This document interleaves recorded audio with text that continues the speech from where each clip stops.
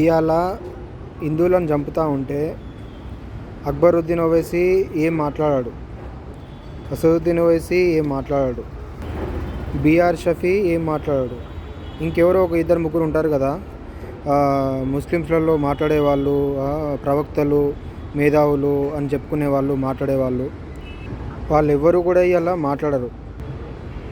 తీన్మార్ మల్లన్న మాట్లాడాడు, తొలి వెలుగు రఘు మాట్లాడాడు, యూ న్యూస్ చిలక ప్రవీణ్ మాట్లాడాడు, బైరి నరేష్ మాట్లాడాడు. హిందువులను చంపుతూ ఉంటే ప్యాంటిప్పి మరీ చంపుతూ ఉంటే ప్యాంటిప్పి పురుషంగాన్ని చూసి సుంతి చేసుకున్నావా లేదా, నువ్వు హిందూ అవునా కాదా, ముస్లిమా అని కన్ఫర్మ్ చేసుకొని మరి చంపుతూ ఉంటే ఏ ఒక్కరు కూడా మాట్లాడరు. వీళ్ళందరూ కూడా బాగా రోషము, బాగా ఉన్మాదంతో మాట్లాడతారు కదా, వాళ్ళు ఎవ్వరు కూడా స్పందించరు, అసలు మాట్లాడరు, పట్టించుకోరు. ఏదో సరే ఒక కామెంట్ ఇచ్చేసినామా, ఒక స్టేట్మెంట్ ఏదైనా ఇచ్చేసినామా అన్నట్టు కొంచెము లైట్గా మాట్లాడేసి వదిలేస్తారు.